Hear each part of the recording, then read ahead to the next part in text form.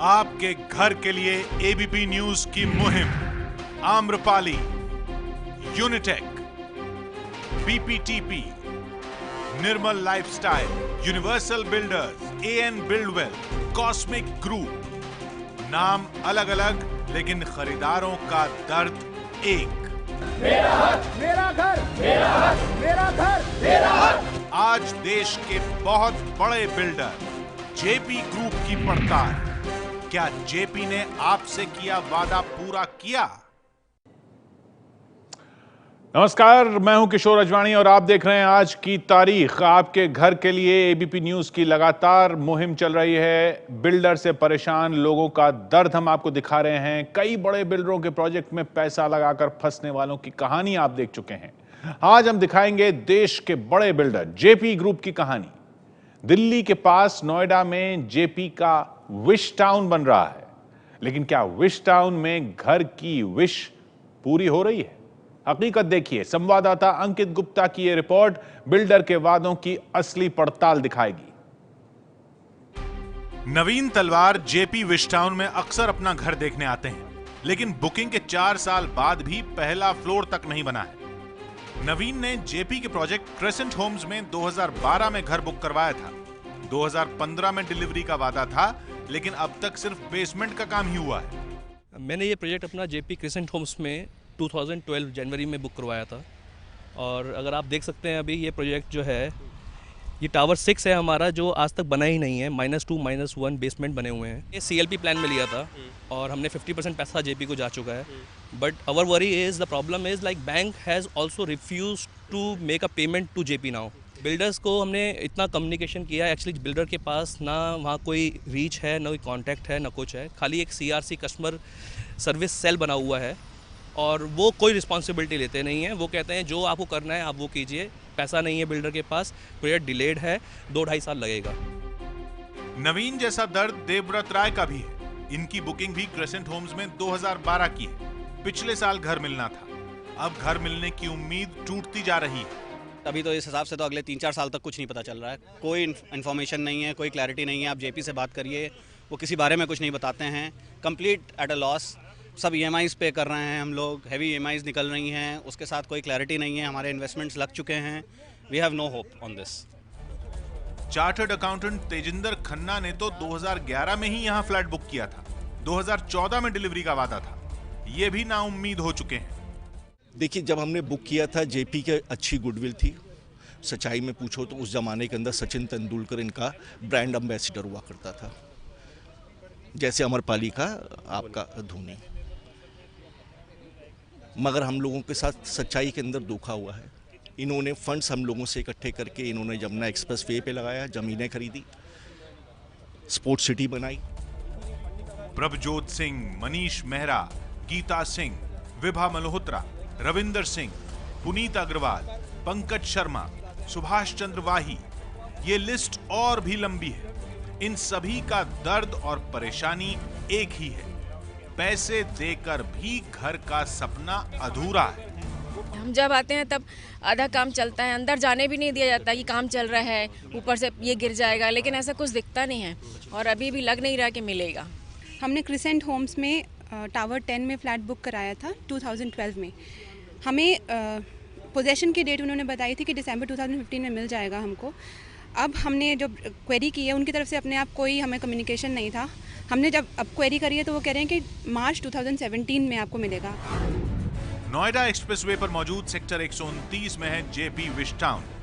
Crescent homes project साल 2011 में launch हुआ था। 23 टावर में करीब 2000 फ्लैट बनने हैं। अब तक फ्लैट तैयार नहीं। खरीदारों का पैसा भी वापस नहीं मिला।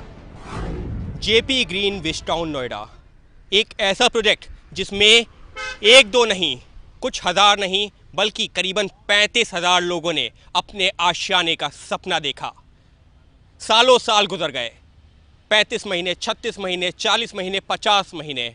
अभी भी लोगों का वो सपना बस सपना ही है, क्योंकि काम रुका हुआ है। बहुत सारे ऐसे प्रोजेक्ट हैं जहां पर अब लेबर भी नहीं दिख रही है और उसका खामियाजा उठाना पड़ रहा है उन लोगों को जिन्होंने इस इंटीग्रेटेड सिटी में देखा था अपने आशियाने का सपना। और इनसे मिलिए, ये हैं पंकज गुप्ता। जेपी के केंसिंगटन पार्क में 2010 में फ्लैट बुक किया था। 2014 में मिलने का वादा था, लेकिन अब तक घर नहीं मिला। करीब करीब पूरा पैसा पंकज बिल्डर को दे चुके हैं। मेरा क्वेश्चन सीधा एक यही है कि जब मैंने 90% स्टार्टिंग में दे दिया था, तो आज आपके पास पैसा क्यों नहीं है? मेरा घर कब दोगे? When will you give me my home? Crescent homes की साइट पर हमें फ्लैट बनाने वाले ठेकेदार का कर्मचारी भी मिला।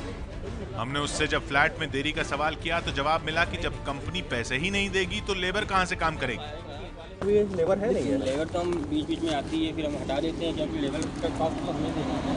अभी तो पूरा प्रोजेक्ट खाली पड़ा हुआ है, कोई दिख नहीं रहा बंदा। आप एक मिनट यहाँ पे जाइए, बैरियर जो है ना, हाँ बैरियर मेन गेट पे जाइए। यहाँ पे आपको 50 स्टाफ मिलेगा जो कि फालतू बैठा है, सामान नहीं इस वजह से बैठा है। क्या करें? मतलब सामान ही नहीं है तो काम ही नहीं हो रहा है। मतलब लेबर अगर है भी तो सामान नहीं है। हमारा काम तो जो सर ने बताएंगे कि अक्टूबर नवंबर में बंद हुआ था, उसके बाद से बंद फिर उसके बाद स्टार्ट हो गया, फिर अब सीमेंट की वजह से काम हो पाए।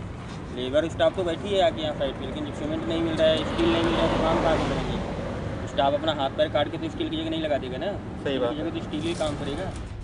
जेपी विस्टाउन में 27 प्रोजेक्ट हैं जिनमें करीब 35,000 फ्लैट बनने हैं, लेकिन लॉन्चिंग के 7 साल बाद कुछ प्रोजेक्ट ही तैयार हुए हैं। सर्दी हो, गर्मी हो या बरसात हो, जिन लोगों ने जेपी के अलग अलग प्रोजेक्ट्स में घर बुक करवाए हुए हैं, वो उसी तरीके से पहुंचते हैं, घर को निहारते हैं। कुछ को घर बनता हुआ दिखता है, तो कई लोग ऐसे हैं जिनको घर दिखता ही नहीं क्योंकि उनका घर हवा में है।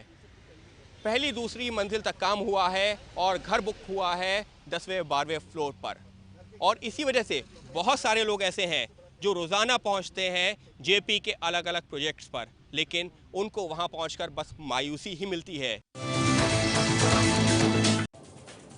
जेपी ग्रुप का क्या कहना है? खरीदारों से वादा खिलाफी पर जेपी ग्रुप ने अफसोस जताया है। कंपनी ने कहा है कि प्रोजेक्ट में देरी के पीछे कई मजबूरियां रहीं, कभी एनजीटी का आदेश तो कभी मजदूरों की समस्याएं सामने आईं। लेकिन हम सभी खरीदारों को भरोसा देना चाहते हैं कि हम कहीं भागने वाले नहीं हैं और पूरी कोशिश होगी कि 2 साल में हम सभी प्रोजेक्ट पूरा करके खरीदारों को दें। इसकी शुरुआत 2016 में ही 55 टावर देकर कर देंगे और बचे हुए प्रोजेक्ट के टावर 2017 में दे देंगे। इसमें कोई डाउट नहीं है कि हमारे प्रोजेक्ट भी डिले हो गए हैं, लेकिन उसकी बहुत सारी वजह हैं। शुरू में हमको थोड़ा सा लेबर की प्रॉब्लम आई थी और उसके बाद में हमारे 55 टावर जो हैं 2013 में कंप्लीट हो गए थे, लेकिन एनजीटी की वजह से हम उन 55 टावर्स को नहीं दे पाए क्योंकि उसमें रेस्ट्रिक्शन थी। ये हमारी समस्या जो थी ये दूर हो गई है दिसंबर 2015 में, और 2016 के जनवरी में हमने 5000 से ऊपर अपार्टमेंट्स ऑफ़र कर दिए हैं, जिसमें 2000 से ज़्यादा लोगों ने जो है तो पैसे दे दिए हैं और 1000 के करीब लोगों ने रजिस्ट्री करा के रहना शुरू कर दिया है। बाकी भी जो हमारी इंटेंशन है कि जितने प्रोजेक्ट अब बचे हैं उनको जल्दी से जल्दी पूरा करके और ग्राहकों को दिया जाए। ये ठीक बात है कि हमको समस्याएं हैं और लोगों को इसमें दिक्कतें आ रही हैं, लेकिन हमारी पूरी कोशिश है कि हम काम जल्दी से जल्दी पूरा करें। अगर हमें काम ना करने का कोई इंटेंशन होता तो हमारे पास में स्टाफ वगैरह की कमी होती, ऐसा नहीं है। इस वक्त 350 इंजीनियर हमारे लगे हुए हैं जो सारे प्रोजेक्ट को सुपरवाइज़ कर रहे हैं। 20 से ज़्यादा हमारे पास में बड़े कॉन्ट्रैक्टर हैं और 250 के करीब छोटे कॉन्ट्रैक्टर हैं जो छोटा काम करके उसको कंप्लीट करते हैं। तो हमारी ये कोशिश है कि 2016 में ही कम से कम 25 से 30 टावर जो है वो कंप्लीट करके दे दिए जाएँ और बाकी जो है 2017 में उनको पूरा करने की हम कोशिश करें। छोटा मोटा प्रोजेक्ट नहीं है ये विस्टाउन। नोएडा एक्सप्रेसवे पर, नोएडा से ग्रेटर नोएडा जाने वाला जो एक्सप्रेसवे है उसमें कई सेक्टरों में फैला है। 1100 एकड़ से ज्यादा की जमीन पर करीब 35,000 फ्लैट बनाए जाने। जेपी के उन प्रोजेक्ट्स के बारे में आपको बताते हैं जिन पर फ्लैट की बुकिंग करवाने वाले देरी करने का आरोप लगा रहे हैं। ये विस्टाउन में ही है सारे। जेपी क्लासिक 2008 में लॉन्च हुआ, 2886 फ्लैट हैं। 2012 में पोजीशन मिल रही थी लेकिन अभी भी अंडर कंस्ट्रक्शन है। जेपी कॉस्मोस 2009 में लॉन्च हुआ, 6282 फ्लैट 2012 में पोजीशन मिलनी थी लेकिन अभी भी उसमें कई सुविधाएं नहीं मिल रही है। जेपी ग्रीन्स केंसिंगटन पार्क 2010 में लॉन्च हुआ, 1534 फ्लैट 2013 में मिलने थे, नहीं मिल पाए। जेपी अमन 2009 में लॉन्च हुआ, 2012 में मिलना था। जेपी पवेलियन कोर्ट 2010 में लॉन्च हुआ, 2014 में मिलना था, वो भी स्टार्ट ही नहीं हुआ। ये हालत है इस पूरे विस्टाउन की। मुश्किल में फंसी जेपी ग्रुप की कंपनियां कर्ज के बोझ से उबरने की पूरी कोशिश कर रही हैं। पूरा ग्रुप कर्ज में डूबा हुआ है। जेपी ग्रुप कर्ज चुकाने के लिए संपत्ति बेच रहा है अपनी। जेपी ग्रुप पर साल 2015 में करीब 75,000 करोड़ का कर्ज था। अब खबर यह भी है कि लोन सेटलमेंट के लिए जेपी एसोसिएट्स और जेपी इंफ्रा बैंकों को 2200 एकड़ जमीन का ऑफर कर रहे हैं। ये लैंड पार्सल के जरिए कंपनी पर 17,000 करोड़ रुपए का कर्ज कम होगा। आईसीआईसीआई बैंक ने दिए गए लोन के बदले जेपी ग्रुप की फ्लैगशिप कंपनी, जो मुख्य कंपनी है जेपी एसोसिएट्स, से नोएडा और ग्रेटर नोएडा में 275 एकड़ जमीन ले ली है। इसकी कीमत करीब 1500 से 1800 करोड़ रुपए आंकी गई है। कर्ज की वसूली के लिए हाल ही में एक्सिस बैंक ने, खबर है कि नोएडा में जेपी इंफ्रा के हेड ऑफिस निर्माण सदन पर कब्जा भी कर लिया था। बैंकों के दबाव के बाद जेपी ग्रुप ने अपने पावर और सीमेंट प्लांट में हिस्सा बेचकर कर्ज कम किया है। जेपी ग्रुप अपने सीमेंट बिजनेस का बड़ा हिस्सा आदित्य बिरला ग्रुप की कंपनी अल्ट्राटेक को 15,900 करोड़ रुपए में बेचने का ऐलान कर चुकी है। Hydro power plant JSW group को 9,700 करोड़ में बेचा है। तो कर्ज अपने कम कर रही है जेपी। बाजार विशेषज्ञों की माने तो जेपी बिल्डर्स के दिन कुछ अच्छे नहीं चल रहे हैं। दिख रहा है किस तरीके से कंपनी पूरी तरह से पैसों की कमी महसूस कर रही है। यही वजह है कि इस कंपनी को अपनी एसोसिएट कंपनियों को एक के बाद एक करके पैसों के एवज में बेचना पड़ रहा है। 2008 से वो मंदी इनको खा गई, उनके बिजनेस एक्सपांड नहीं हो सके। सीमेंट में पूरी तरह मंदी छा गई, सबसे ज़्यादा इंफ्रास्ट्रक्चर में छा गई जहाँ पे वो राज करते थे, और उसकी वजह से उनके सभी कैलकुलेशन फेल गए और आज वो तकलीफ में एक के बाद एक एसेट बेच रहे हैं। 75,000 करोड़ उनका जो कंसोलिडेटेड डेट है उसमें से 21,000 करोड़ उसने सीमेंट प्लांट्स बेच के दिए। इंफ्रा बेचना चाहते हैं, सब कुछ बेचना चाहते हैं। आदमी अच्छे, they will not like to default, that's why they are selling. बाकी दूसरे लोग फॉरेन भाग जाते हैं कैलेंडर छपवा के, उनमें से ये नहीं है। These are people of honest breed और ये पैसा चुकाएंगे।